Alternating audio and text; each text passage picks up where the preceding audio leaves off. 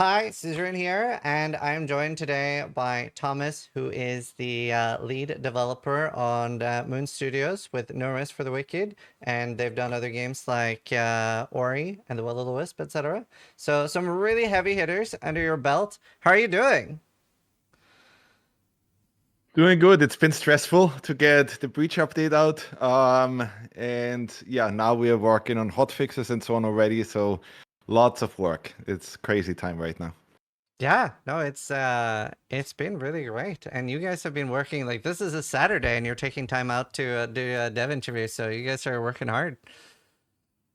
Isn't it Sunday? It's Saturday? It's I don't Saturday. even know anymore. I know that's good. That's good. I like it. Um, I wanted to open with just talking about the current patch. There's obviously a lot of new things, and obviously I've seen your posts and stuff like that, and some things didn't go as intended. So I just want to hear your Yeah. thoughts on this patch. Yeah, so obviously we have assessed this whole situation now, right? And Hmm. what happened here was that we worked our butts off for the breach and brought all this content in, right? And um, it's ultimately my responsibility. What happened here is that we made some late stage changes, and I wanted to get even more content in, like finish all these spells, get even more runes in, and so on. And so I didn't participate in the very last stage changes, and I was hoping that, hey, in the last 2 weeks, what can happen, right? And then suddenly some values were set that that shouldn't have been set, and that's what happened. But I think with the hotfix one that we already released now, things should be much nicer. And we're already working on hotfix 2 that will be released very soon, where we making even more drastic changes. So I think this should be really cool. Oh, cool. Do you have any like teasers for what's coming for the next patch that you want to talk about? Yeah, I can quickly look at the patch notes. Let me see. Awesome. Um, so one thing that we noticed is people go into higher level zones, but they do not understand that they're higher level zones. So one thing that we Hmm. added is when there's a higher level enemy, they have a skull icon above their health bar, just to make it extra clear. Okay. Um, then we reduced health on bounty enemies because some were overtuned. Hmm. Resting in a bed had an issue. That didn't give you the rest bonus that it should have. So now beds, I think, will feel pretty cool. So you can use the tavern now and beds in the town. We removed armor penetration from enemies. We tried something there that didn't quite work out in terms of the numbers. So we're going back to the system that we had before.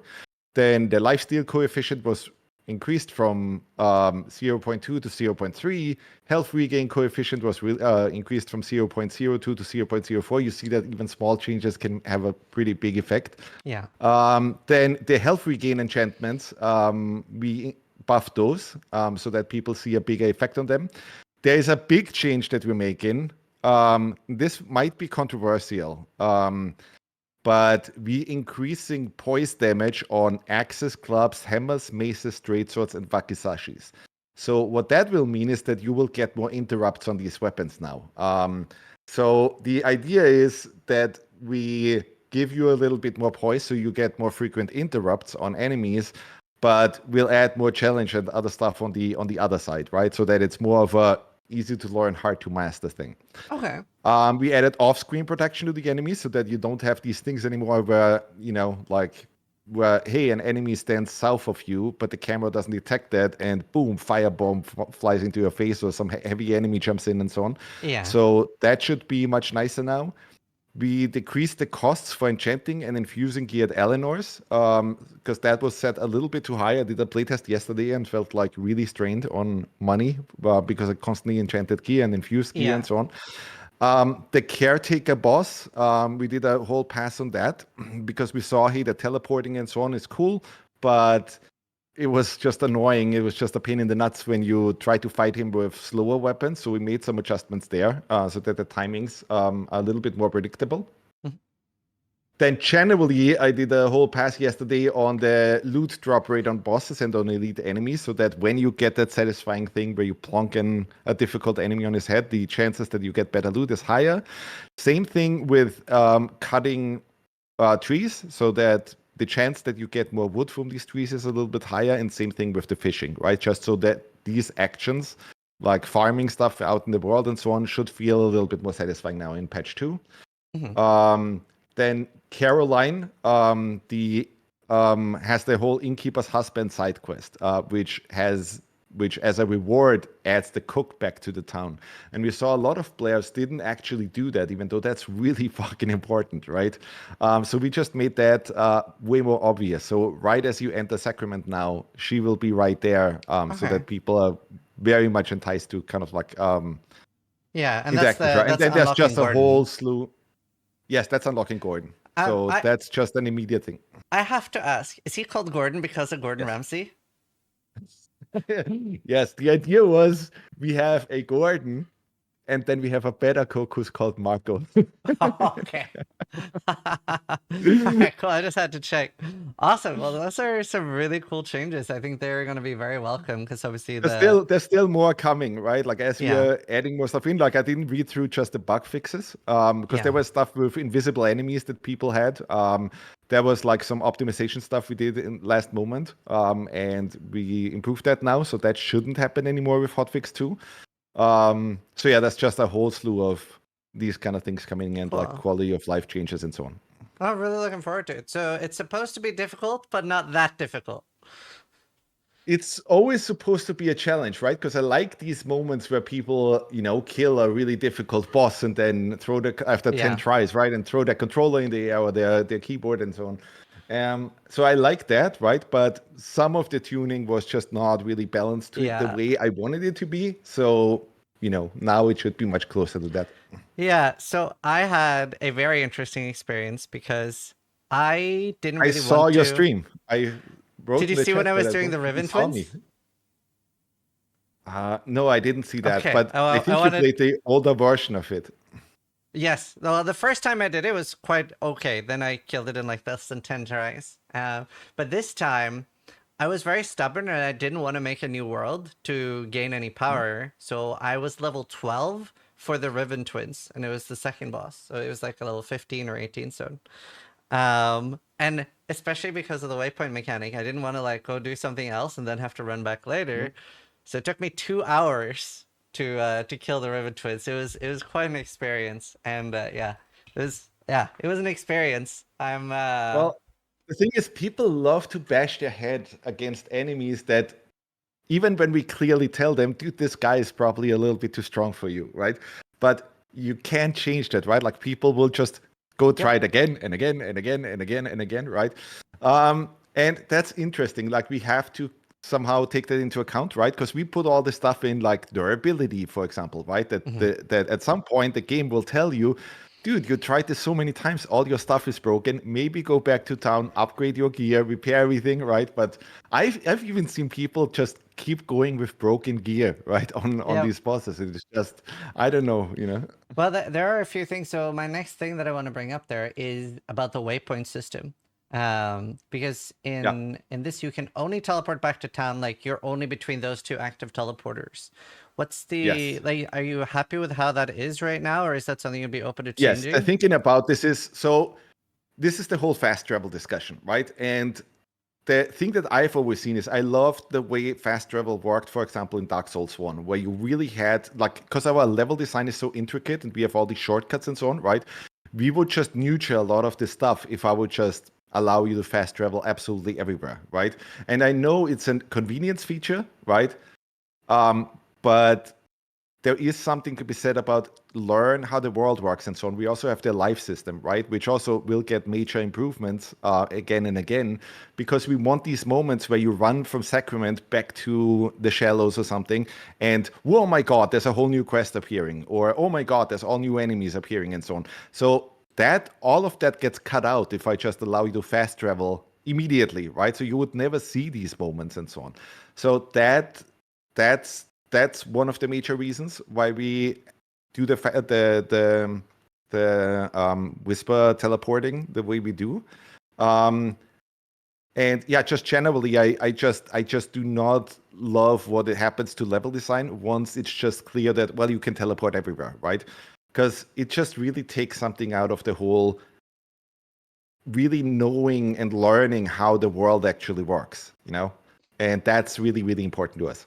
I agree with a lot of that, but would you be open to some sort of compromise where there would be a different type of waypoint so that you would have like instead of being able to teleport to anything, but you would have one that like, okay, this is now an additional area that you can teleport to.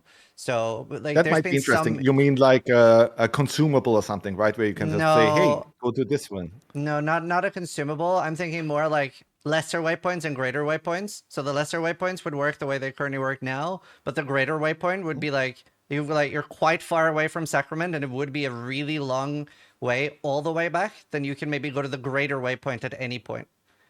I think that would be a good compromise where you still get to have like a lot of the running around for the important bits, but you know when it's really far away, it's like yeah, you can start from here. I mean, I've seen that feedback quite a bit. We'll definitely have to think about it, right? Like, and Yeah. if we add something there, there's already a return rune that at least like allows you to return from anywhere to Sacrament. I think that might also be good as a consumable.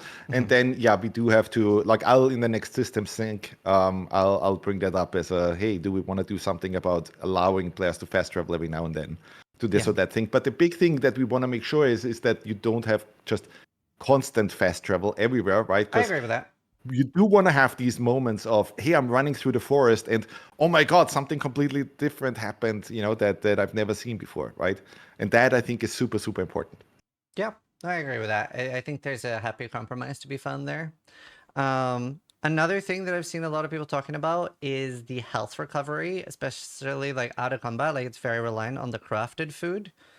I'm guessing you've seen a lot of feedback on it, but I Yeah, wanted to get your thoughts on it.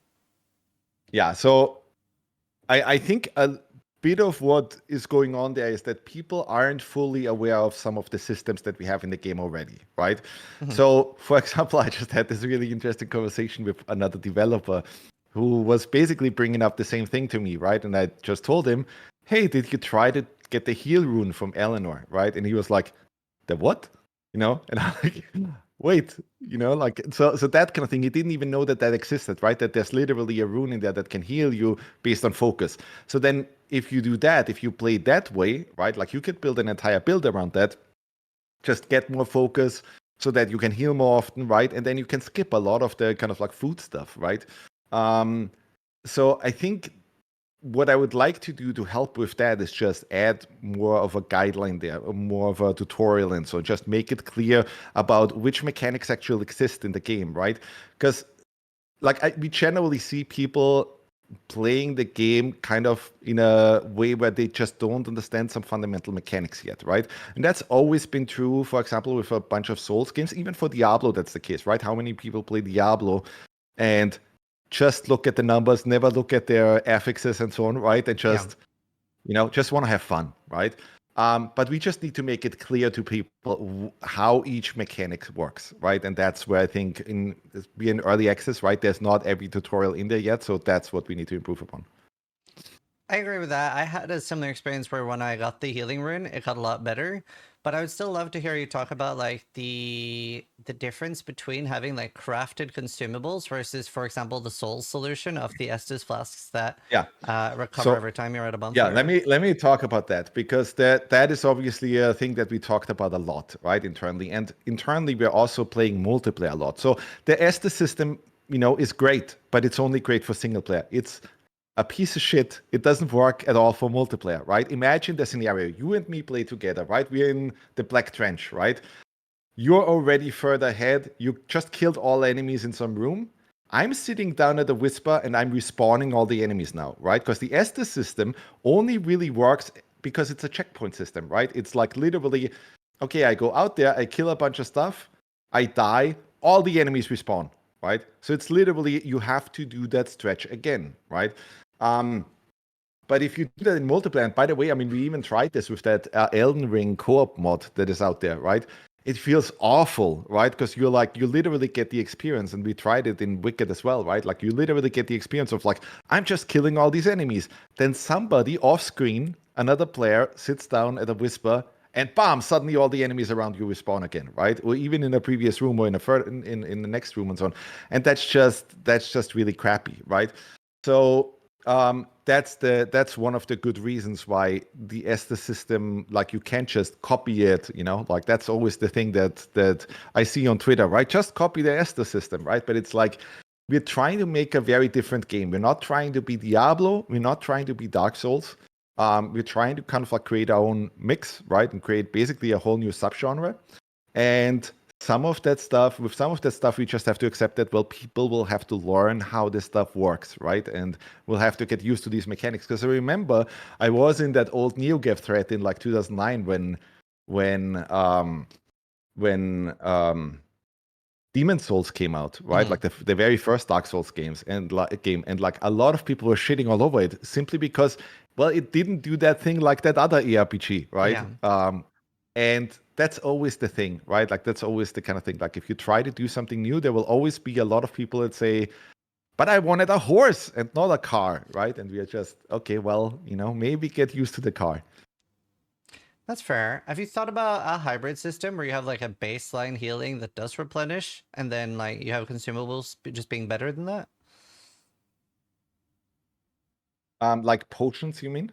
No, like let's say that you had an equivalent version of the Estus as like a baseline that would be like a minimum type healing, so that if you completely run out of your consumables, at least you have those like the baseline to rely on. Because something that I see a lot of people running into when they are bashing their head into a boss is that they'll run out of like all their healing and they'll be like very I don't demoralized. know, Sis, how many people will appreciate a crappy heal option, right? Because they already have the ingredients. Like a lot of people try to eat like mushrooms or tomatoes and so on during a fight. And it's just, this is not, this isn't it, right? Like you just get not that much health back that way. And so that really never worked for us in terms of design. That you have just a constant heal that is free, right? Because it's always about these parasitical systems, right? Like if one system is there that is kind of not great, but it feeds into that other system and overlaps, that's not really clean, That's fair. Um, and like, are you against being able to like rest at the waypoints at the moment? Yes, because the thing that happens, right? Like we tried this obviously, and we had this right before launch, that you could rest at any whisper. But again, like this is very like you have to look at healing and enemy challenge and so on in unison, right? So with that, what you could easily do and how you could easily exploit everything, right, is that I'm at a whisper, I kill the first enemy, I take some damage, I go back to the whisper, immediately heal up, right? The enemy hasn't respawned yet, right? Because that's not the time yet. And then I go to the second enemy, I do the same thing. Then I go to the next enemy, I do the same thing, right? And I just keep ping-ponging, right, and exploiting that system. So that really doesn't work properly. But is that different from like you can just kill yourself in the game and suicide your character to get full health, right? Which a lot of people are doing at the moment. Let's say on like 10% left, it feels a little bit frustrating that it's like it's better to just off yourself than to be able to recharge. I think that's something that we need to look into for sure. But there's also like at least like you pay a little bit of that durability cost, right? When you do a suicide. So Yeah, it's there's pretty that. negligible, and you can just go back to town at the same time to repair. Yeah. So it is just it feels a little bit like an inconvenience for the sake of inconvenience, particularly with the fact that what can feel really bad is if you drop down from a small ledge, you take like 20% fall damage, and you know you're going into a hard area. You're like, do I really want to go in here like on 80% health, or do I just? There's lots of discussions that we generally had about how do we make the whispers even cooler, right? And so maybe we could upgrade them and all of these kind of things, right? And so yeah, I think we will look into quite a lot of that. So Awesome. that's always the thing that I want to look into, right? Not just, hey, can we add this one feature there, right? But just can we add a whole system to this, right? Can we make this really interesting, right? So that people care a lot more about the whisper. So that it's not just, oh, this is a thing where, it checkpoints me and then it allows me teleports, right? What else can we do to make it interesting, right? And what else can we do to kind of like even just have people invest into it, right? That to me is interesting. See, that sounds really cool. That made me think that it would be cool if at a whisper I can maybe have a consumable or something that I can put into the whisper to force like a fight and then empower the whisper to Yes. give like passive regen or something. Exactly, That'd be right? really That cool. would be fucking cool. Yes, exactly. I Or love that you that. could burn something at a whisper and then some crazy boss appears or any of these kind of things, right? That sounds cool. I like that. The next thing is a personal pet peeve of mine, and I don't know how to explain it properly, except sometimes I feel like games focus so hard on like immersion. With this is particular when like you're inside a dungeon or you're in a mountain area and you see like a large part of the mountain like obstructing the screen behind me because I'm like slightly in Mhm. front of. Um, is there any chance that you could just improve how quickly things fade out? Because like Yeah, for yeah, me yeah, yeah, personally, that yeah. like it's so frustrating. No, for sure. No, for sure. It's a difficult problem to solve always, right? Hmm. Because we have this really intricate world, right? We Yeah, don't do the thing that Diablo and Path of Exile does, is where it's literally just, press a open button, poof, area. randomly generated world, right? Hmm. Because we really want intricate level design, right? We want you to explore every nook and cranny. We want you to be really satisfied by like, hey, I climbed up these rocks, then I jumped onto this crane, and then from there I jumped onto this cliff, and wow, Yeah, there's a special chest over there, right? So you will never get that right now with current tech, right? With procedural stuff.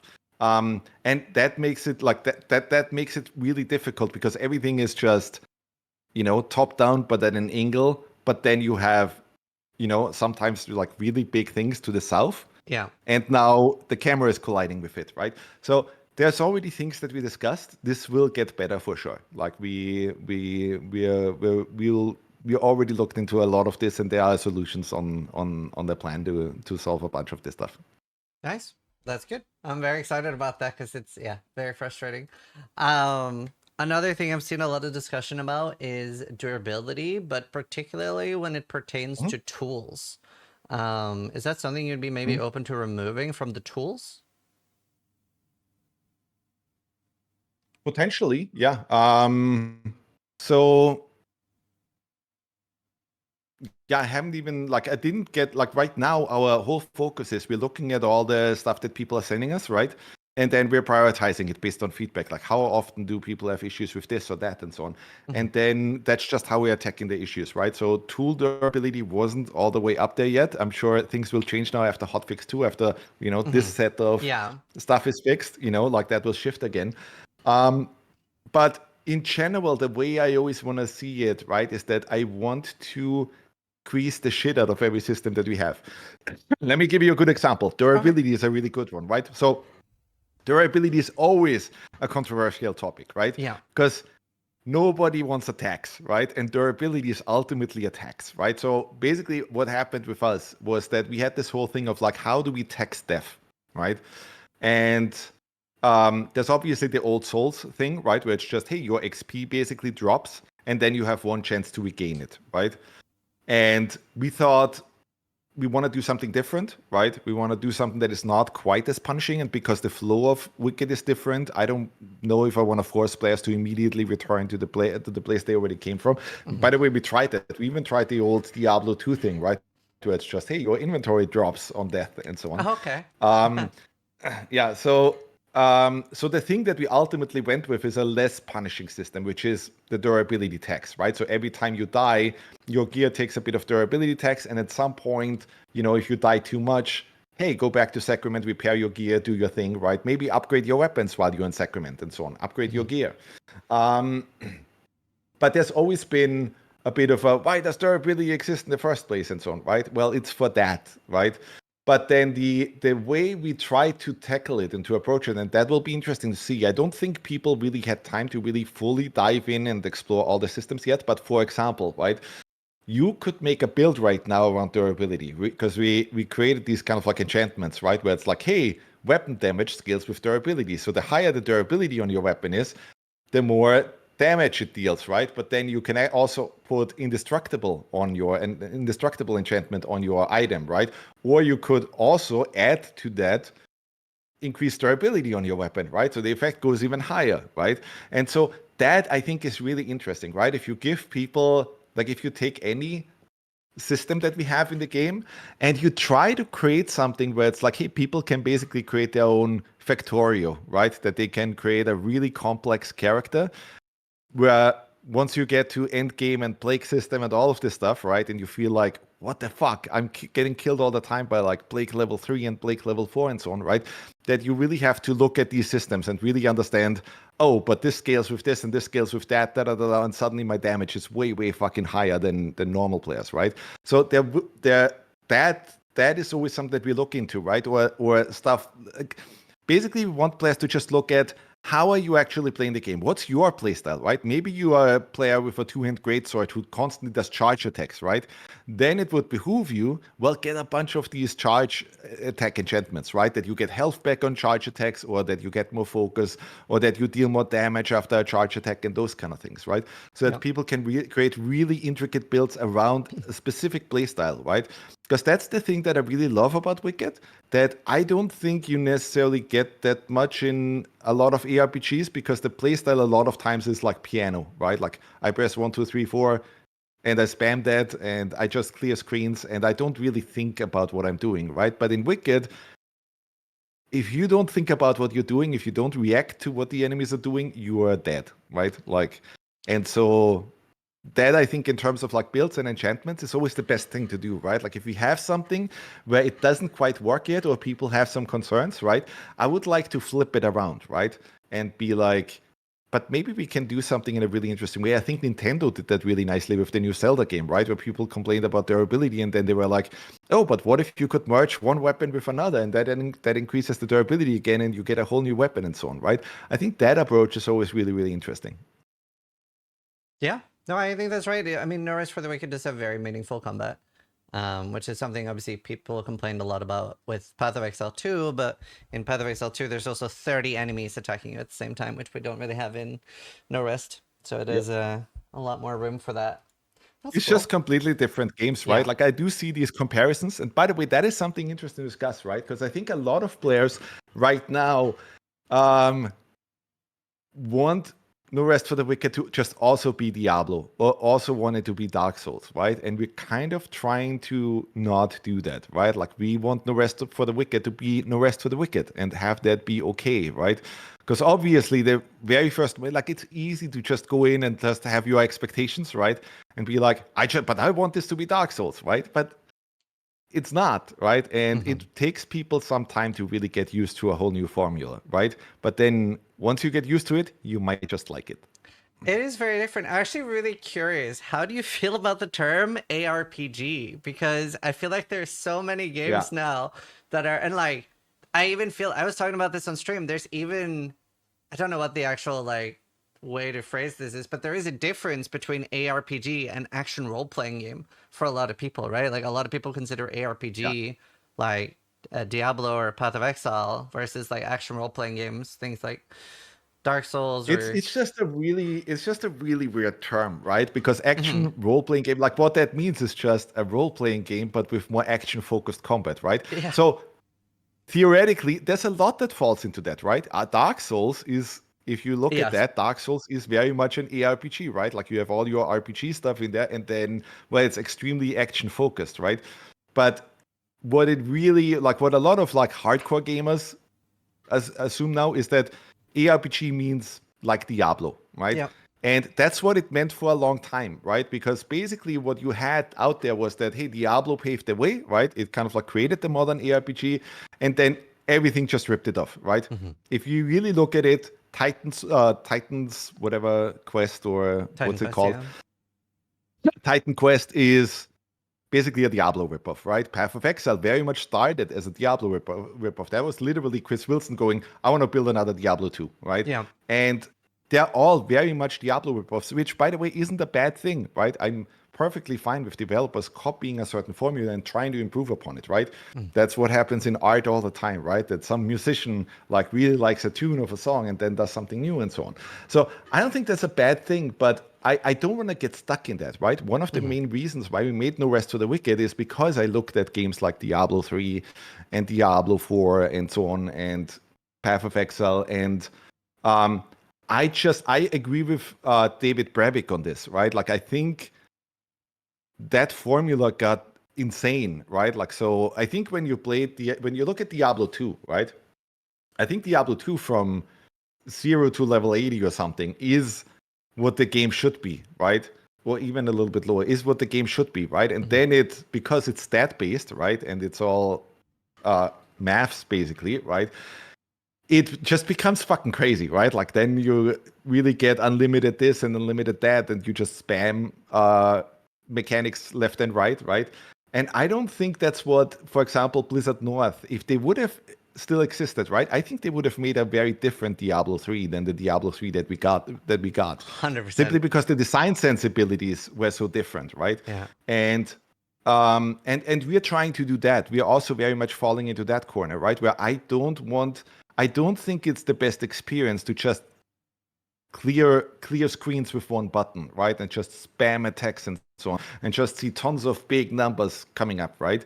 I think there's a better thing that we can do, and that better thing is make the combat more meaningful. Don't just have it be spammed like crazy. And by the way, I find it super interesting that the folks from Grinding Gear Games are trying to do the same thing, right?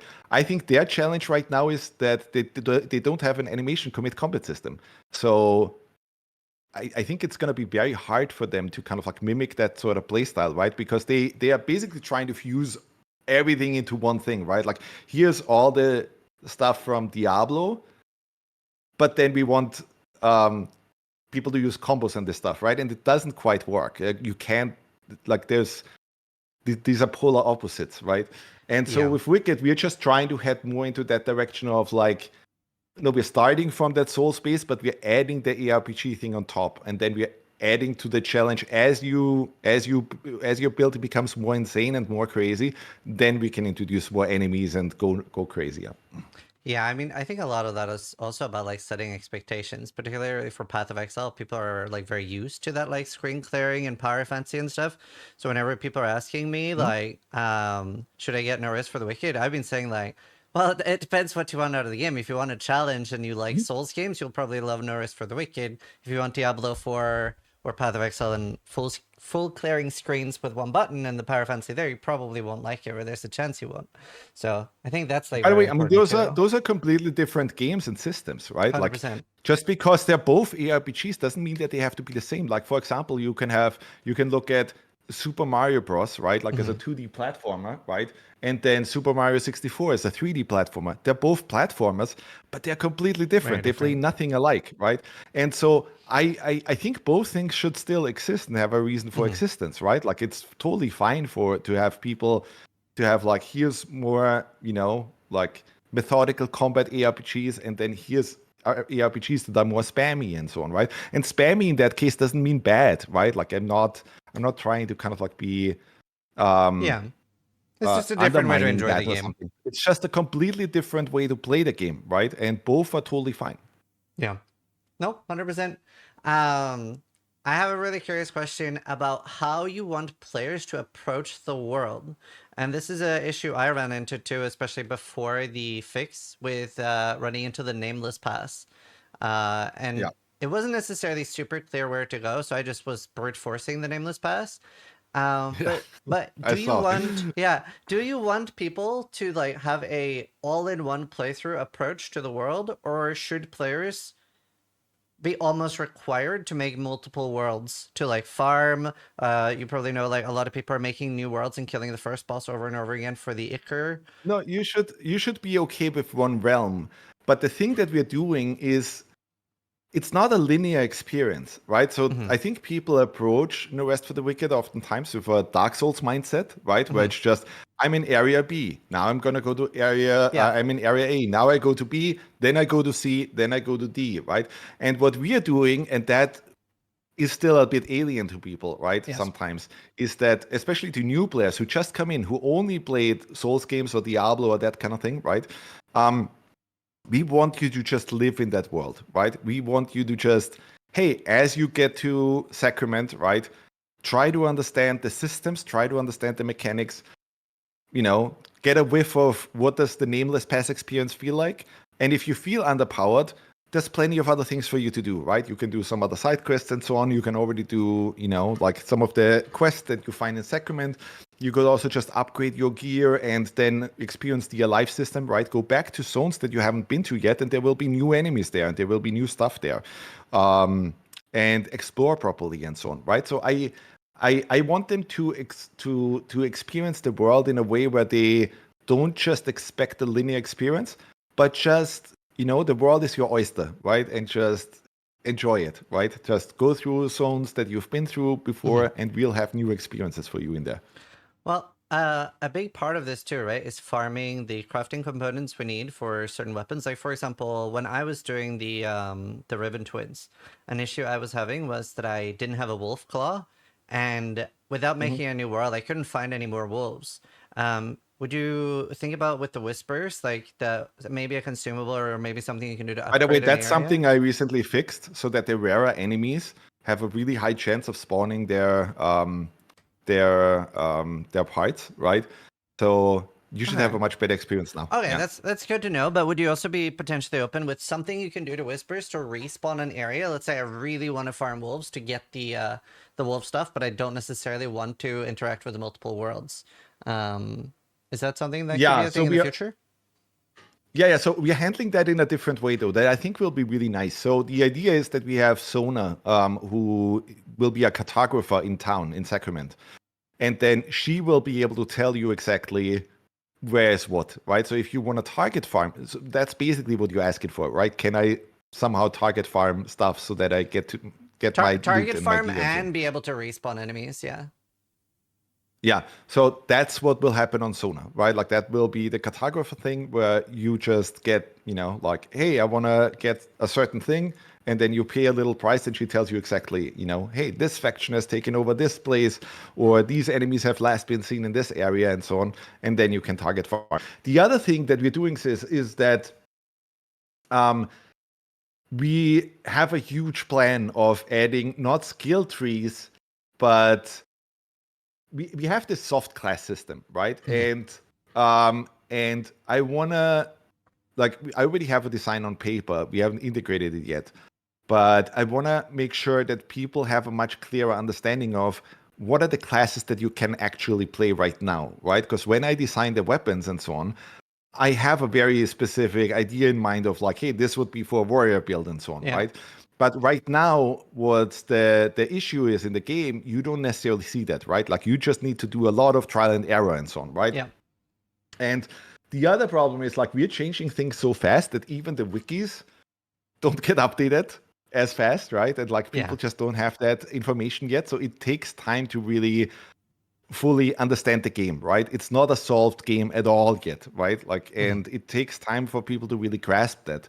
Like that, hey, if I want to build a really cool fucking paladin build or something, right? What do I actually have to do? Which weapons are available? Which runes should I use, right? So that's something that we'll have in there, right? So that you can actually, see, hey, here's this certain class. We don't ask you to choose that from the start, right? But if you want to head into that direction, right, here's basically what you can do, right? Like, and here's the skills that pertain to that, and so on. That's something that's coming. And with that, also we'll have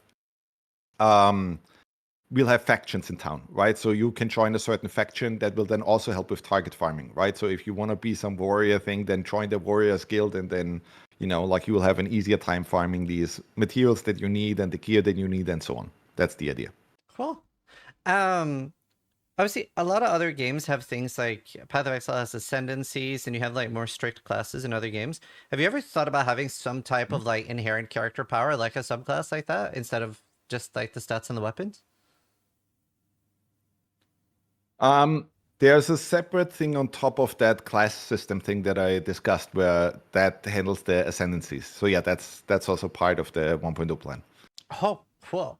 Very interesting. Looking forward to that.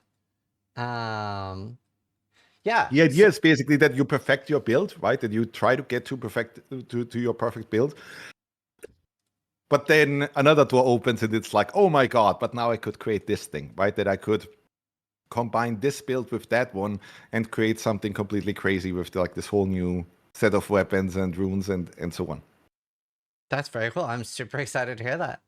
Another thing as well that is hugely sought after is multiplayer. And I heard rumors that multiplayer is coming like soon. Is that true? Yeah. So we are already working on it, obviously, right? We've always worked on multiplayer. It's just, like we want to deliver it in a way that I've never seen before in an ARPG, right? Because let's discuss that real quick, right? How Mhm. multiplayer works in ARPGs right now. To me, like if you look at the history of that, right? Like multiplayer was kind of hacked in Diablo 1, right? Because there's this funny story. Like I saw some GDC thing from Dave Brevik, right? Where he was like, and Diablo is 1 is coming out in 6 weeks. And oh, by the way, I don't have multiplayer yet, right? And they sent someone over who made multiplayer work. Um, but it's this whole thing of like what's happening right now in Diablo and Dark Souls is that multiplayer is literally just somebody hosts a session and some guest joins temporarily, and that's it, right? Mhm. And then once the host leaves, bam, you get kicked off. And then all the stuff that you did is basically, hey, you have to redo it on your server again, right? Yeah. And so the way we approached it that we thought was really interesting is that I want that feeling of people almost like playing a D&D campaign, right? That you really build something together if you play multiplayer, right? So that you would start a realm, then you would invite me and other people, right? And now we are owning that realm together, right? So that even if you go offline and you're already tired, right? I could still keep farming. And then you would see the changes that I make to the realm Mhm. the next day, right? And maybe I found some really good gear, right? Like I play a mage, you play some warrior build or something, and I found some really cool greatsword, right? And I leave it in a community chest. I take a snapshot, I send it to you. I'm like, hey, that weapon could be great for you, right? And then you wake up in the morning, you go back to the realm, and oh, that weapon will be there for you, right?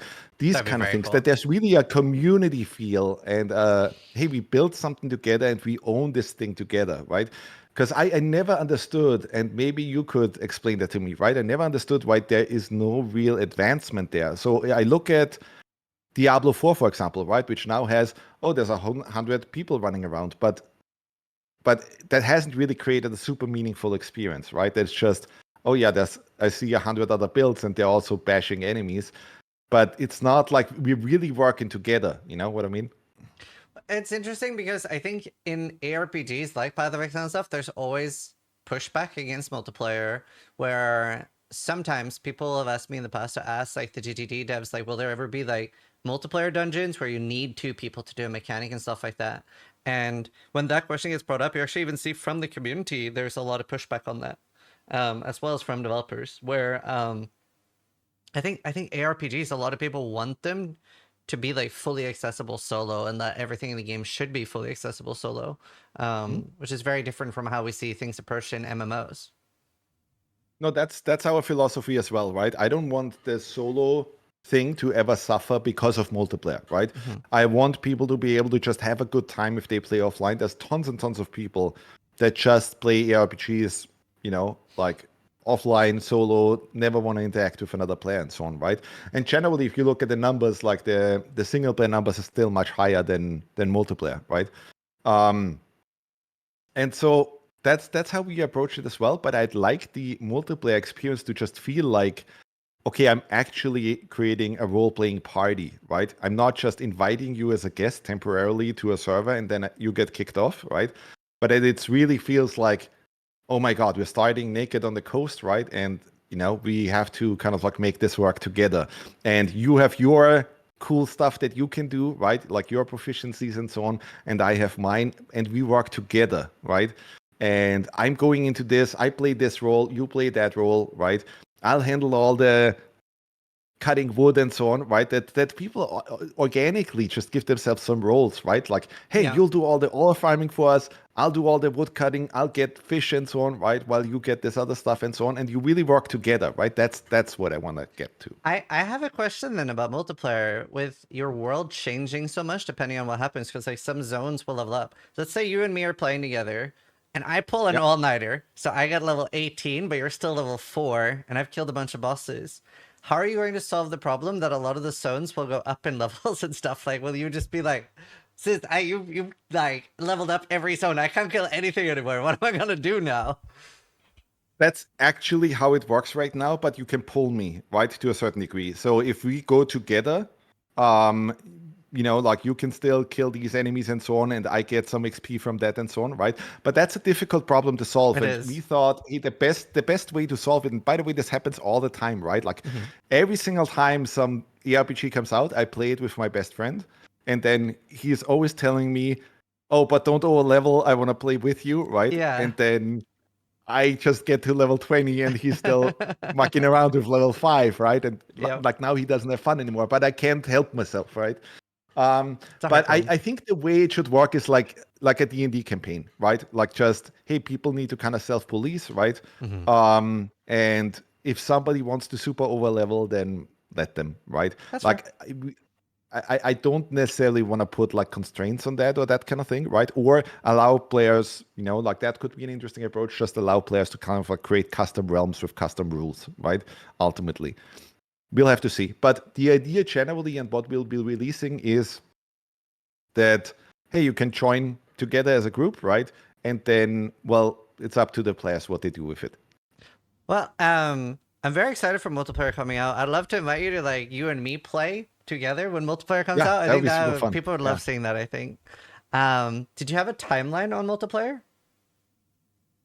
We're working on it as fast as we can, right? Like we already said in the Wicked Inside, um, that we changed our schedule a little bit, right? So that Breach would come out before, so that it just makes more sense that people would not play the old content that they already played for a long time now. And now there's multiplayer, right? Like we wanted it to be, no, but now there's a huge amount of content to explore. And now you can play multiplayer, right? So we're working on it as fast as we can. There's a whole bunch of stuff, like multiplayer is really complex, right? There's a whole bunch of stuff that we still need to kind of like polish and tune, but it shouldn't take that long anymore, right? Like, so I think some people kind of like feel like, oh, like because the last thing took 8 months or something, right? This is not that, right? So Okay. we are super hard at work on making all of that work and then release it. I'm very curious about obviously Dark Souls has the invasion features. Is there something like that you would like to introduce to Norest? Not initially. So we obviously discussed this a lot, right? And I always like I played Ultima Online back then as well, Mhm. right? And I kind of really like the idea of like, hey, I can be a murderer waiting in the woods for noobs and gank them, right? And Yeah. so on. So there's something interesting there. Ultimate like um initially we're not going to support that right away, Mhm. but we might just do it in the future, right? Cool. We're not going to force it on players, I think. Mhm. But there is something interesting about that, right? About this whole thing of like, hey, something dangerous could happen if you're out there, right? And some multiplayer interaction could happen and so on. Cool. So, you know, it's Awesome. it's it's on the wish list right now. Cool. Um, your Ori games as well was particularly known for their very beautiful music, and No Rest has a lot of beautiful music as well. Something that's really annoying to me is sometimes there's no music playing. Like it's just Yeah, very heavy focus on ambience. Could we get like a yeah. setting like continuous audio that it like pretty much always plays music? Especially like this is a bit of a streamer problem as well. Well, you don't really need that, right? It's just that the music stuff. Gareth just came back a while Hmm. ago, right? And he's trying a whole bunch of wild stuff, right? So you will have music anyway, right? So you don't necessarily need constant stuff in the background, right? He will adjust it so that it's just right for that experience. But it will take a little bit of time to get that tuned, right? And to get Yeah. everything in and so on. We just wanted to get that out as fast as possible because we Yeah. knew people will already be excited about the music and to hear It's Gareth's very stuff. good. It's very good. And then even in the cinematics and so on, right? So that you really get that Yeah. when something needs to be emotional, that it really hits that emotional touch. And that's what Gareth just excels at, right? Like we He worked with really him does. on Ori. Yeah, we Yeah. worked with him on Ori on that, right? And if we have a moment where it's like, that's tough, right? Like that's a really tough story moment where we want people to, cry or that kind of thing, right? Like Hmm. Gareth is the man for that, right? Like he really gets that. It's a bit of a streamer issue too because like as a streamer you really want like some type of music all the time. So what ends up Mm. happening for me is that if there's like let's say like 10, 15 minutes with no music playing and just like ambience, I end up like muting the game music and turning on like a playlist instead. Oh, that's Uh interesting. Okay, yeah, so I that's get where you're coming from now. yeah, Okay, so yeah, yeah, I'll talk to Gareth about that. Let's see what we can do about that. yeah, cool. Awesome. It could just be like an option. Um, One thing that changed a lot in this update was gear, but I'm also just like curious about how you see gear evolving. Obviously, we got lots of stats like extra stuff on full durability, and a lot of new curses on the purple gear and stuff like that. Talk to me about gear. Yeah, so obviously we've seen the notes that some curses are just way too brutal and so on, right? We already did the Fallen Ember thing, right? So that if some curse really strikes you as like, I don't want to play this way, right? Like this does nothing for me, then you have a tool now to get rid of it, right? So you have the Fallen Embers now to play that way. But this just requires constant tuning, right? This is one of the things where it's just we need to get it out there into people's hands to see which effect really works and which one doesn't, right? And I mean, that's why we are in early access, because this is the kind of stuff where it's like you could never in a million years tweak that with just your development team, right? Because once you give it to a million people, they're all going to have a very different experience. There's also RNG in there and so on, right? It's too much. So we will constantly be fine-tuning that stuff for sure, right? Just to make sure that, like it needs some tuning to get it just right. It's like seasoning food, right? It's like, hey, if it's a little bit not salty enough, you need to add a little bit of salt, then you need to do this, that. That's how we see it. And then we will adjust the whole enchantments list and so on and add cooler things and add more stuff and more diverse effects and so on over time anyway. So I think that'll be really interesting. The thing that I would like to caution though is that a lot of times, right, like you might see a curse or something that looks like, oh, that's crappy, right? And you don't ever want to play that way, right? But then think about all the other enchantments that could drop. So I'll give you an example, right? There could be one where it's like, hey, your durability is cut by 50% or something, right? That's a negative curse. But think about maybe like getting a curse of like indestructible, right? And suddenly, like those things combine together, right? So now you have an indestructible weapon. The curse doesn't really apply anymore, right? So it gets canceled out. But now you still have the strong enchantments from the plagued enchantments, Like, so it's that kind of thing where it's like, hey, it really takes some time to really understand how all the systems work, what enchantments actually exist in the game, how do you really, squeeze everything so you get the last percentage points out of it, right? And that will take some time for players to really discern. Well, on that note as well, do you want to add like more crafting, like turning blue items into purple and stuff like that? Or how do you want to balance players finding loot versus crafting gear? That's an interesting discussion. That's what I'd like to hear from the community as well. Because we have this whole thing where it's like right now we have a whole set of items that are craftable and a whole set of items that are sold by vendors and so on, right? And frankly, I'm not sure yet. We could change it so that ultimately every weapon is craftable, right? I'm not sure exactly what the exact right approach is, right? Right now we took a very conservative stance, where it's just all of these are exclusive, right? Yeah. There's items that drop, there's items that are craftable, there's items that get sold by vendors. And but we'll have our ear very close to all of that, right? So that we understand, hey, what makes for the most interesting experience there for the community. What's your thoughts on this? I think it's very hard to do correctly. Because like very quickly, like for example in Path of Exile 1, you're at the point where pretty much all the best gear is crafted. And outside of like your first day or two of playing, you're not really going to care about ground loot. Um, I think a healthy compromise there, and I think probably Last Epoch does that really well right now, where there's like a healthy balance between like drop only mods, and then like part of it is found with drop only mods, and then you finish crafting it, then you get to explore both. But it is a very hard problem to solve. I think the real answer there is for different builds that you have some things that are best in slot are crafted and other best in slots, like let's say your weapon might be best in slot crafted, your gloves might be best in slot found, maybe your like helmet is like a rare item that only drops in a certain location. I think it's just like different things for different builds that are strong for different reasons is my favorite approach. Cool.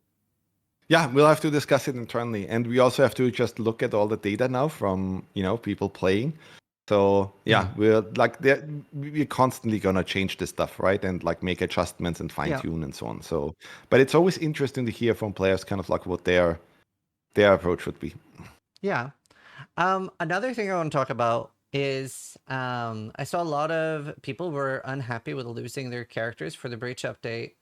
And Hmm. the last time we did an interview, you weren't 100% sure yet on how you want to handle things like seasons.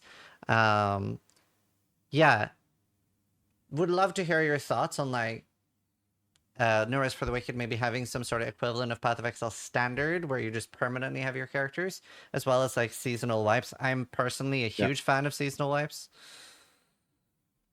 Yeah. So it's it's an interesting thing, right? It really depends on what we can do now with our end game, right? We have a whole bunch of things in there now. Mhm. And there will also be more Crucible things and so on in the future, right? And so I think there's two types of people now, right? There's the people who just appreciate the wipes and understand that, hey, getting from 0 to max level is the game, right? And like getting to the perfect build is the game ultimately, right? But then there's also this other group that is like, I built a 99 character. How dare you? You know, like, don't touch my character, right? I want this for years, right? Mm-hmm. Um, so I think we'll be pretty lax on wipes in general. Like we'll allow people to have their, like their characters and that kind of thing, right? So right now, the way we had to handle it, because so much stuff changed internally, is that you just swap on in Steam the properties to legacy build, and boom, you're playing the old game still, right? Where all your saves exist. Um, and so for some time, like now I don't foresee any of that stuff happening, right? So you'll be fine with your characters. You can spend as much time as you want and so on. There will for sure, I'm almost certain there will be a wipe at 1.0, right? Like Good. once the final product comes out, like we want everybody to, like a lot of things will have changed. There will be whole new content and so on. The whole game will have changed again, right? So at that point, it makes sense to wipe. Mm-hmm. And the seasonal approach is interesting. So we'll just have to look and see what the community says, right? And like how people react to this. I do think it's very interesting, even just from a design perspective, to just give people a little something, right? Every now and then, where it's just, hey, you can play the game in a different way. Because that's really just what the seasons do, right? Yeah. It's just like altering some things, adding some new feature, something that allows you to play the game in a different way, right? Similar to what people now do with randomizers and that kind of thing, right? And I do think that's interesting. Like, why not add that on top, right? Yeah. Cool. Awesome. I'm glad to hear you're saying there's got to be a wipe at launch. I love when there's like nothing carries over from the early access to launch, so that's good to hear. Um, Another thing I saw pushback on was time gating. Obviously, like Mhm. some of the things can be like 3 hours or more to build. What's your thoughts on that feedback? So obviously that has always been controversial, right? And we said in the Wicked inside, like we'd like to hear feedback, right? Mm-hmm. We actually now did see some positive stuff about the timer gates as well for the first time, right? Which was nice to see. But I think that is also part of that is also that whole feeling of like, hey, some people feel like they have to fire through the game as fast as possible, right? And Mm-hmm. just go from location A to location B to C to D, and then just have finished the game, right? And what we really want to build is a game that you just live in, right? Where it's just, hey, every day I'm checking out my Wicked stuff, right? And I'm logging into the game, and it's fun, right? I just do a little bit of here, a bit of stuff here, and a bit of stuff there, and get loot and get my kick out of it, and that kind of thing. And so the time gates and so on, the idea was that we'll always have things like that similar to seasons or something, right? Where it's like, hey, the game changes over time. And as you come back, oh, there's whole new things happening and there's new things going on and so on. The other thing that we already added to alleviate that a bit was the Danos project, right? I don't know if you've seen that, Yeah, but so you can start a Danos project so that when you do that on the first one, it already reduces the timers by like 25%. mm-hmm. The second one again does 25%, and the third one again does 25%, right? Yeah. So if you have an hour of something on wait, right? If you get the third one, well, it will be down to 15 minutes, and 15 minutes is almost nothing anymore. When you run around in Sacrament, you upgrade, you do your thing. Those 15 minutes will pass pretty quickly. So yeah, we'll have to just have our feelers out there, right, and just see how do people approach all this stuff. I think particularly what I saw a lot of pushback on was like the vendors only resetting once every 24 hours. Especially like if you're a little bit stuck in a place or something and you do need a little extra hand, it can very easily just feel like, okay, I'll just come back tomorrow. Right. Yeah. So yeah, that's obviously something like we just constantly need to see how does the community react, what takes too long, what doesn't, right? And so on. And ultimately the goal is just we want that experience where every time you log in, there's something new. Something has changed, something is happening, right? Something new is going on, that kind of feeling. Cool.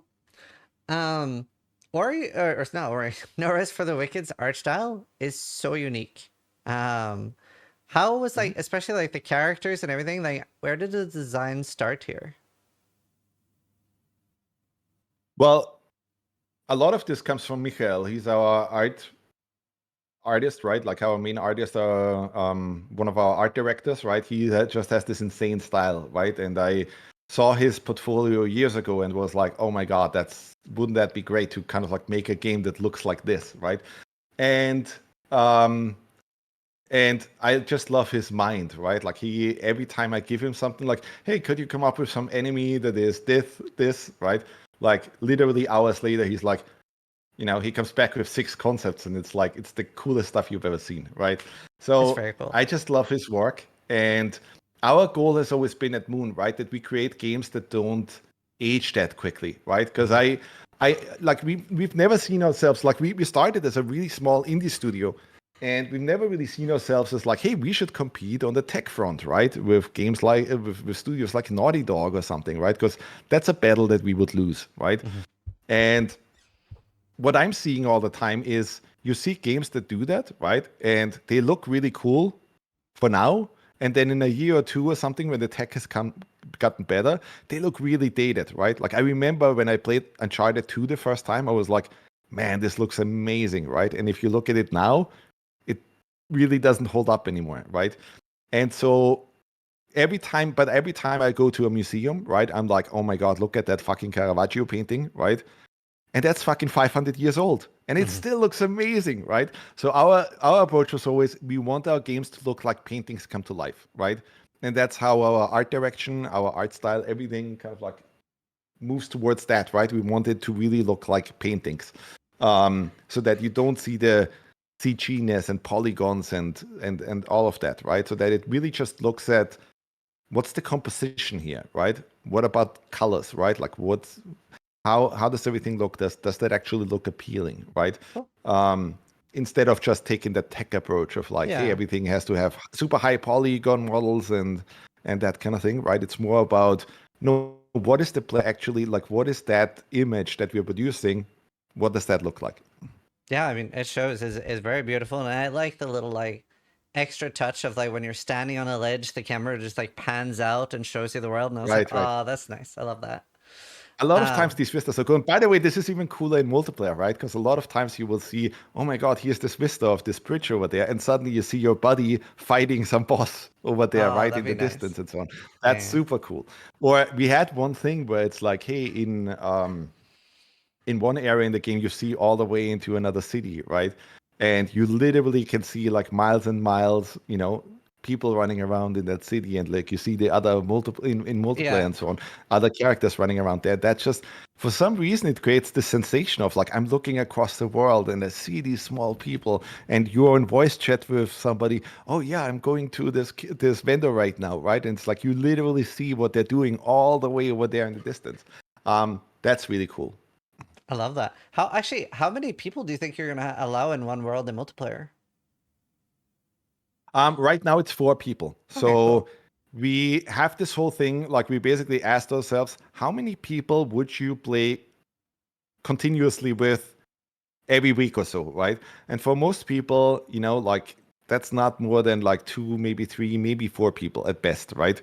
Because it's really hard to find like a group of 10 that you play together all the time, right?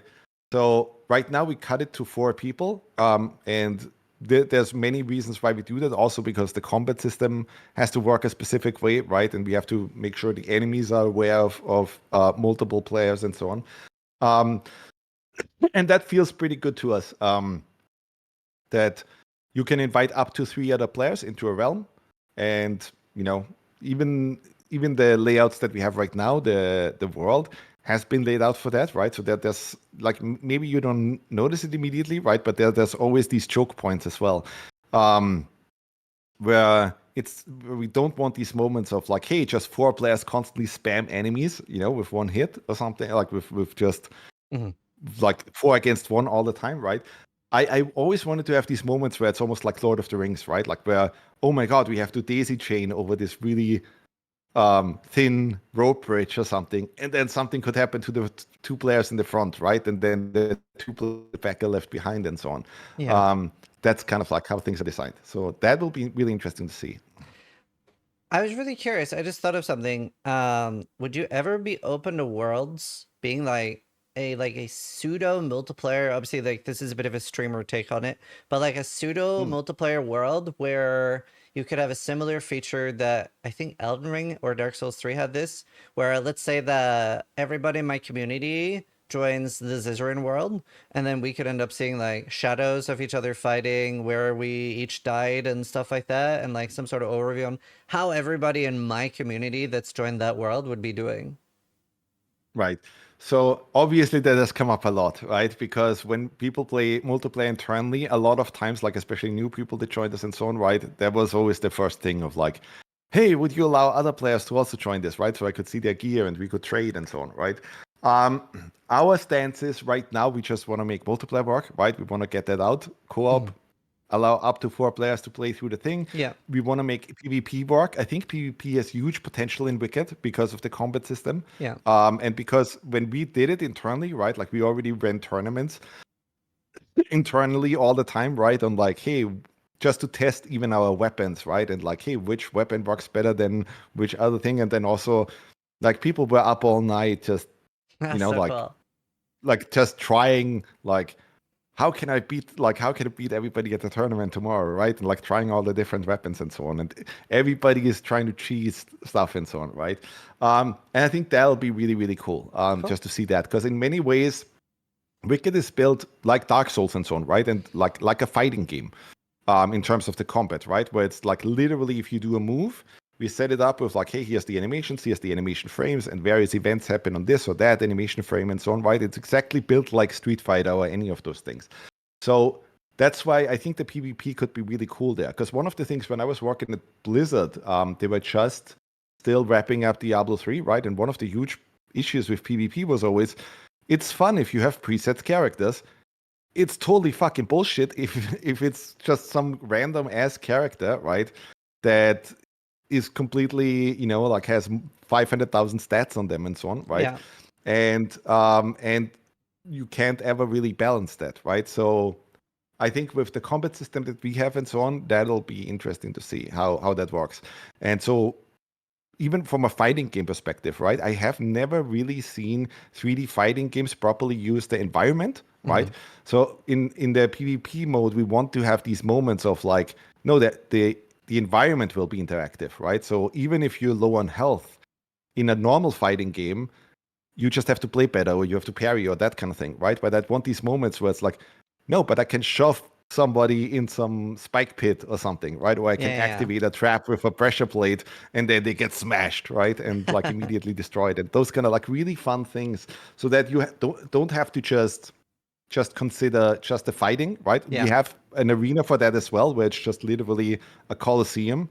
Mhm. But we also want to have these arenas that are just like, hey, fire shoots out of the ground every now and then and so on, right? And Yeah. that I think will be really, really cool. That you also can That sounds interact so and like cool. change the arena and so on during PvP. Oh, I really want to set up Norris for the Wicked PvP tournaments now. That sounds awesome. Oh, by the way, I didn't go back to the multiplayer thing. That has come up a lot, right? So we'll just have to stay open to that. Cool. I would also like to have a feature where, as a developer, I can jump on people's streams, right, and like That would and be do cool. stuff and so on. That That would would be be really very cool. cool. I love that. Um, But yeah, I mean, there's a lot of things that we can do with this whole setup, right? Like that's the thing with No Rest for the Wicked. We built this crazy foundation, and now we're basically just trying to wrap it all up and finish it up, right? But there's so many crazy things that we can do, and like in terms of foundation, I think we're really solid. I have a few quick questions from my community. I was just like asking if there was anything people were curious about, and somebody wondered if they could have the option for having dodge on pressing spacebar instead of when releasing spacebar. Hmm? Okay, cool. I don't see why not. Yeah. Awesome. Are there any plans for more like finishing moves, like when an enemy is low HP, or let's say a large enemy is like its poise is broken, like a special move to like interact with that? Obviously, you can like do the grab, like the yeah, there's a lot of moves So you we can't do have a on those. combat update coming up. There's a lot of crazy shit that I want to do there, right? Like, so Awesome. riposts, for example, that would be cool, right? That every weapon has its own kind of like finisher.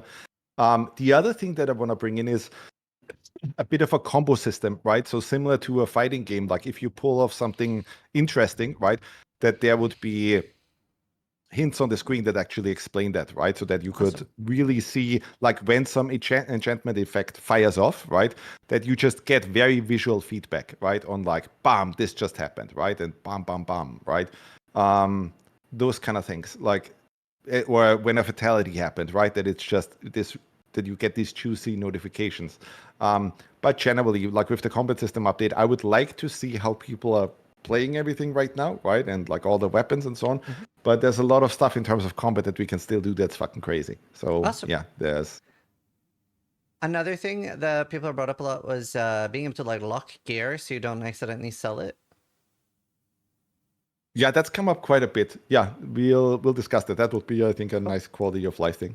Yeah. And the final community question was: it can be very easy to miss like where you're going next. It can be like a little unclear where to go. Mm, we have to see. So this is always the thing, right? With that, we don't want to fall into that thing of like, a lot of times, and I'm sure you notice that, right? Like when you play Diablo or those kind of things, right? A lot of times you really turn your brain off and just zoom out, right? Yeah. And just follow a path on the minimap, right? And we don't necessarily want that. We want the thing where, hey, the quest details tell you already, give you a description, right? Like, oh, this particular, I like that some quest would be, oh, I stored that, treasure chest between those two trees in Yeah. the south of Orbanglades, and now you have to look for it instead of, oh, now there's a golden path that leads you exactly there, right? Mhm. I think that's more our approach, right? That So it's just we so don't want to yeah. do that. So Steel Mage is not getting yellow paint telling him where to go. I don't think that's the approach that we'll take. Yeah, That's fair. we want you to really, similar to the combat, right? We want that to be methodical and you to Yeah. think about it. And similar here, right? Like if there's a quest, just carefully read what the quest says, right? And so Yeah. on. And try to figure it out, explore, right? Like just, again, the world is your oyster, right? Try to just really, figure it out. Awesome. Well, my final question then is with the breach update is out, what comes next and how long do you think it'll be now between updates? I think it'll be a much shorter time frame, right? So what happened with Wicked is that we released updates like a machine gun, right? Initially. Mhm. And then we got into this whole thing of like, hey, we released a Crucible update, and our publisher called us up and they told us, hey, we won't exist anymore very soon, right? And suddenly we were like, holy shit, like we Yeah. really have to we really have to make some insane changes right now. So that took a toll, right? That cost us quite a bit of energy and time and focus. Yeah. But I think what people will see now is that we'll get back to, hey, there will be rapid updates. We're working as fast as we can. We're burning the midnight oil just to make sure that, hey, people are really happy with all the stuff that we're doing. So I can't give you a specific right now on especially co-op, because co-op is a tricky beast. Yeah. But you'll have the co-op update coming out. We have a huge thing planned on Sacrament, so that there's just generally way more stuff for you to do in Sacrament, right?